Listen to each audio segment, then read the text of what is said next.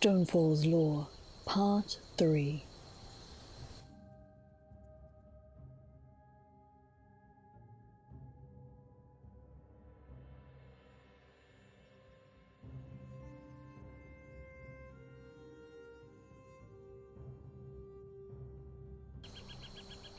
The Great Houses and Their Uses by Tel Verano. Living in the Ashlands, you get used to life being hard. Angry Kwama, poisonous fungus, tribal raiders, everything wants to kill you. Don't let them. I've compiled some notes on the great houses of the Dark Elves. Use them or don't, it's your decision. Just don't come crawling to Tel Verano if you find yourself a dressed slave caravan. House Indoral. If you're anywhere near the southern shore of the Inner Sea, House Indoral probably runs the show. The dogs of Almalexia control the most powerful house in Stonefalls and Shan. The Dress have money, and House Redoran has troops, but don't be fooled. The Blue Hats control the spiritual heart of the Ashlands. Have you seen their crest? It has wings to let them fly far above us. That's how they see us, beneath them, far beneath them. The military in Stonefalls is one of the most powerful in the region, and Endural's war hero Tarnval is right at the top. Loose coins. Bribe Endural troops before any others.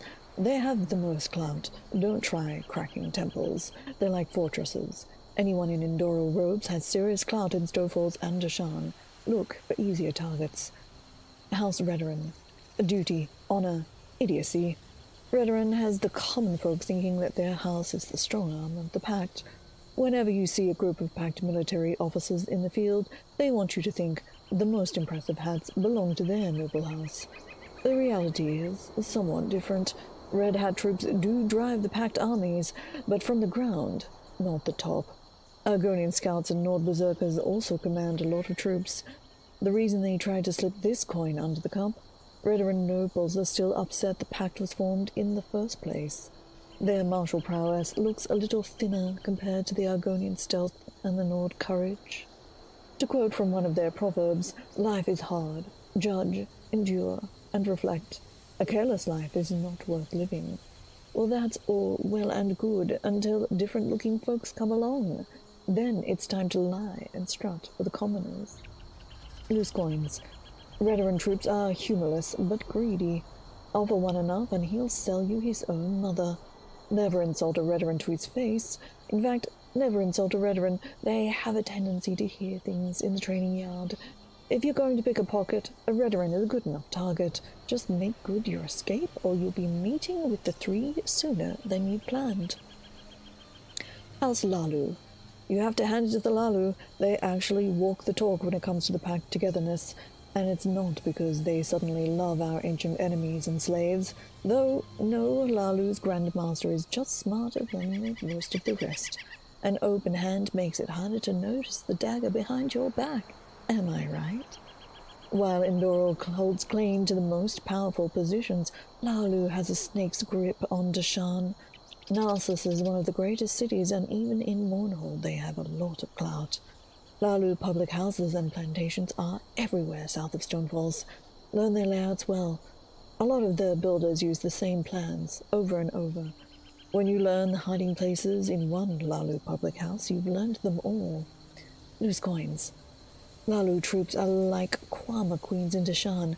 Use that against them. Outside Dashan, Lalu house members are likely to feel they're standing in an ash storm. No matter where you see them, yellow hats make good marks. Take them for all they're worth. House Dress. You probably think you know the dress, right? Heartless slavers with rigid class roles, arrogant nobles who just as soon sell you as look at you. Well, you're pretty much right. Don't cross-dress is a good bit of coin you can roll around in your head. I can hear you now, though. Hell, they have more money than they know what to do with. You're right, again. Your average dress noble has enough jewelry on display to tempt even the most seasoned cutpurse. Restrain your nimble fingers, friend. Dress justice doesn't bother with ordinators or local guardsmen. You cross the dress, you disappear. You're dead or a slave on some noble's plantation. Loose coins. The coins are all tied up in the slave master's purse. Don't cross the dress. House Telvanni. There's only one good thing about this house of mages. They don't give a guar about the Pact. They only care about their sanctuary on the Telvanni coast. When the pact formed, they got their robes in a twist and tossed out every other house trooper they could find. They're no friends of the lizards or the Nords. They wouldn't walk to the other side of the road to save another house's grandmaster. In short, they're classic ivory tower wizards. Everything else about the brown hats is bad news. They move amongst almost as many slaves as house dress.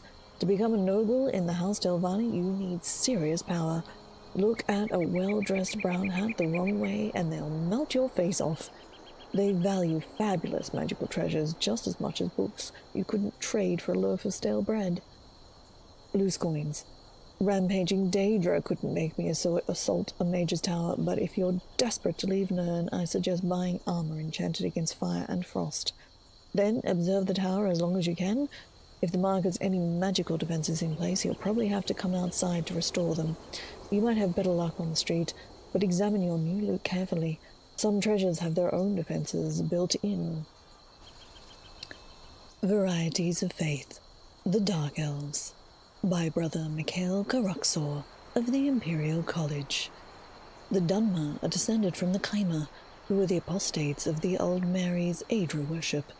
As the Alessian reforms never took hold in Morrowind, their pantheon bears little resemblance to the rest of Tamriel. The Dark Elves' original religion was worship of several Daedric princes, the so-called Good Daedra, but that has been largely superseded by the reverence for the living gods of the Tribunal. The Tribunal, Almalexia, Mother of Morrowind. Most traces of Auriel disappeared from the ancient Chimera legends during their so-called exodus, primarily due to that god's association and esteem with the Altmer. However, most aspects of Auriel that seem to be important to mortal races, namely immortality, historicity, and genealogy, have conveniently resurfaced in Almalexia, the most popular of the Morrowind's divine tribunal. Vivek, Master of Morrowind. Warrior poet god of the Dunmer, Vivek is the invisible keeper of the Holy Land, ever vigilant against the dark gods of the volcano. She has saved the Dunmeri people from certain death on numerous occasions. Sothasil, Mystery of Morrowind. God of the Dunmer, Sothasil is the least known of the Divine Tribunal. He is said to be reshaping the world from his hidden Clockwork City. The Good Daedra. Boethia, Prince of Plots. Heralded by the prophet Veloth, Boethia is the original god ancestor of the Dark Elves. Through her illuminations, the eventual Kaima, or Changed Folk, renounced all ties to the Ultima and founded a new nation based on Daedric principles. All manner of dark elven cultural advances are attributed to Boethia, from philosophy to magic to responsible architecture. Ancient Velothi allegories are uniformly heroic successes of Boethia over enemies of every type, serving as foundation stories of chimeric struggle, also known as the anticipation of Almalexia. Mephala, Androgynine. Mephala is the web spinner or spider god. In Morrowind, she was the ancestor who taught the Kaima the skills that they would need to evade their enemies or murder them in secret. Enemies were numerous in those days, since the Kaima were a small faction.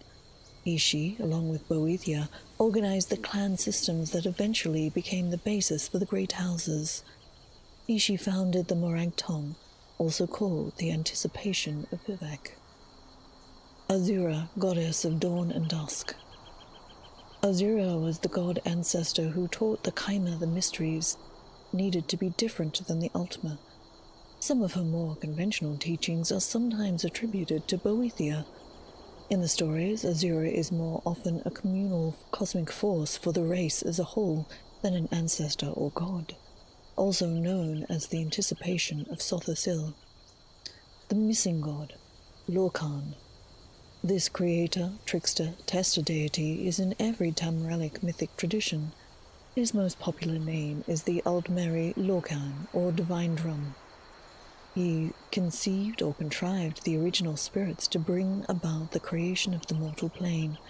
This upset the status quo much like his father Padme, who introduced instability into the universe in the beginning place. After the world has materialized, Lorcan is separated from his divine center, sometimes involuntarily, and eventually wanders the creation of the Etada. He and his metaphysical placement in the scheme of things is interpreted in a variety of ways. In Morrowind, he is a being related to the Sigic endeavor, a process by which mortals are charged with transcending the gods that created them. The four corners of the House of Troubles, the testing gods. Enemy gods more to be placated and appeased than worshipped. Molag Bal, god of schemes, lord of brutality. Daedric power of much importance in Morrowind. There, he is always the arch-enemy of Boethia, the prince of plots.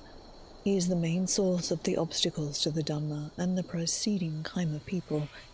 In legends, Molag Bal always tries to upset the bloodlines of the great houses or otherwise ruin Dunmeri purity. A race of super monsters is said to live in Molag Amur and are the result of a seduction of Vivek during the previous era. Malakath, god of curses. In Dunmer myth, Boethia swallowed the Altmer hero god Trinimac and excreted him as Malakath. A somewhat weak but vengeful Daedra, the Dark Elves say he is also Malak, the god-king of the Orcs. He always tests the Dunmer for physical weakness. Sheogorath, the mad god. The fearful obeisance of Sheogorath is widespread and is found in most Tamrielic quarters. Contemporary sources indicate that his roots are in Old Mary creation stories. Therein he is born when Lorcan's divine spark is removed. One crucial myth calls him the Sithis-shaped hole of the world. He tests the Dunmer for mental weakness and tempts the great houses into treachery against each other. Mehrunes Dagon, the god of destruction. Popular Daedric power, he is associated with natural disasters like fire, earthquakes, and floods. In some cultures, Dagon is merely the god of bloodshed and betrayal. He is an especially important deity in Morrowind, where he represents its near inhospitable terrain. Varieties of Faith, the Nords, by Brother Mikhail Karuxor of the Imperial College. The Eight. Kine, kiss at the end, Nord goddess of the storm, widow of shore, and favorite god of warriors. She is often called the mother of men. Her daughters taught the first Nords to use the Thurum or storm voice. Mara, goddess of love. For the Nords, Mara is a handmaiden of Kine and a concubine of Shore. As the goddesses of fertility and agriculture, she is sometimes associated with Nur of the Anuad, the female principle of the cosmos that gave birth to creation. Dibella, goddess of beauty, popular god of the eight divines. She has nearly a dozen different cults, some devoted to women, some to artists and aesthetics, and others to erotic instruction. Stun, god of ransom, Nord precursor to Stendar, brother of Sun, shield thane of Thor. Stun was the warrior god who fought against the Aldmeri pantheon. He showed men how to take, and the benefits of taking, prisoners of war. Junul, rune god, god of knowledge and hermetic orders, precursor to Julianos. Never very popular among the mercurial and warlike Nords, his worship is fading. Shor, god of the underworld. The Nor version of Lorcan, Shor allied with men after the creation of the world. Foreign gods, that is, elven ones, conspired against him and brought about his defeat, dooming him to the afterlife. Sovnard.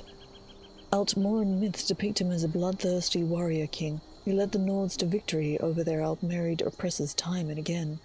Before his doom, Shor was the chief of the gods. He is sometimes called the children's god, see Orki. Considered a dead god, Shor has no priesthood and is not actively worshipped, but he is frequently sworn by. Orki, Old Nokka, god of mortality. Orke combines aspects of Malok and Arke. He is a lone god for the Nords, who seem to have taken upon his worship during the Aldmeri rule of Atmora. Nords believe they once lived as long as elves until Orke appeared.